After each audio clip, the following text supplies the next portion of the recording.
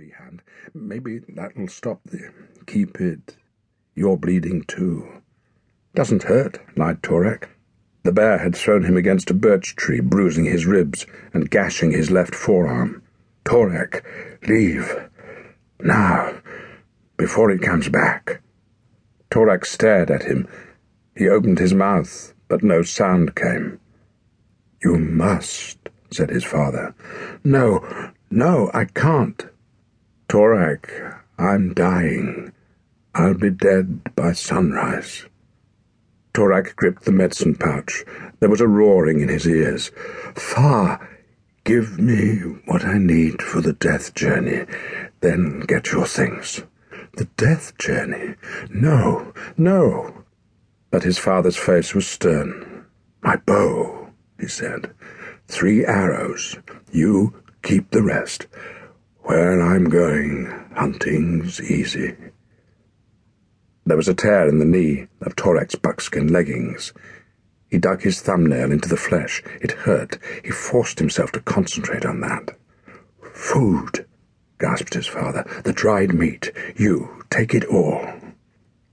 Torak's knee had started to bleed. He kept digging. He tried not to picture his father on the death journey. He tried not to picture himself alone in the forest. He was only 12 summers old. He couldn't survive on his own. He didn't know how.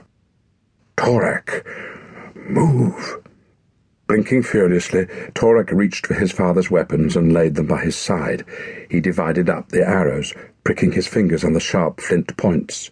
Then he shouldered his quiver and bow and scrabbled in the wreckage for his small black basalt axe. His hazelwood pack had been smashed in the attack.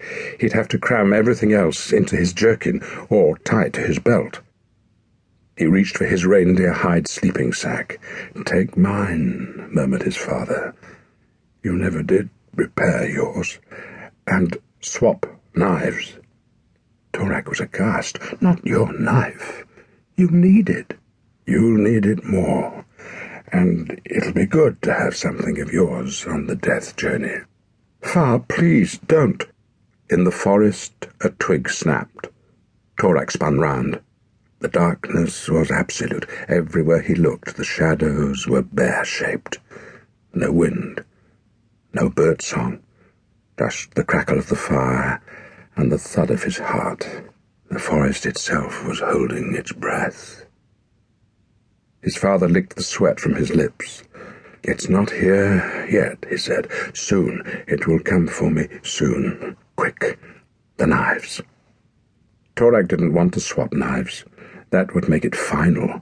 But his father was watching him with an intensity that allowed no refusal. Clenching his jaw so hard that it hurt, Torak took his own knife and put it into Far's hand.